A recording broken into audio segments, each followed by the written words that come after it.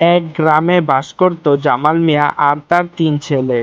তাদের তিন ভাইয়ের মধ্যে প্রায় সময়ই ঝগড়া লেগেই থাকতো। ওদের ঝগড়ার কারণে জামাল মিয়া প্রায় সময়ই চিন্তিত থাকতো। এই ঝগড়ার কারণে এলাকার মানুষ তাদের সুযোগ নিবে। এই ঝগড়া থামানোর জন্য জামাল মিয়া একটি বুদ্ধি আঁটলো।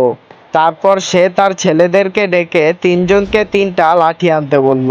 এরপর তার বড় ছেলেটি একটি লাঠি নিয়ে আসলো আর সে তাকে বলল এই লাঠিটিকে ভেঙে দেখাতে। তার ছেলে এই একটি লাঠিকে খুব সহজেই ভেঙে ফেললো। এরপর তার মেজো ছেলেটিও একটি লাঠি নিয়ে আসে আর সে তাকেও বলে লাঠিটিকে ভেঙে দেখাতে।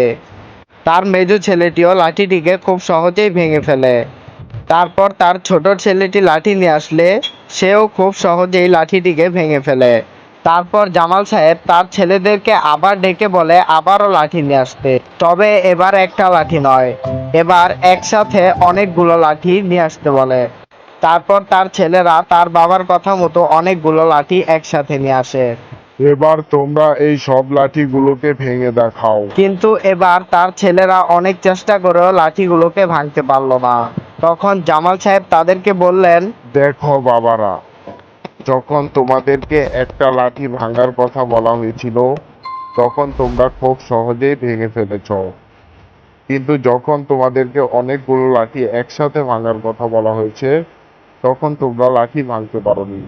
তদ্রূপ তোমরা যখন ভাইদের মধ্যে ঝগড়া করবে মানুষ এর সুযোগ নিবে, কিন্তু যখন তোমরা একসাথে মিলেমিশে থাকবে তখন মানুষ তোমাদের কোনো ক্ষতি করতে পারবে না।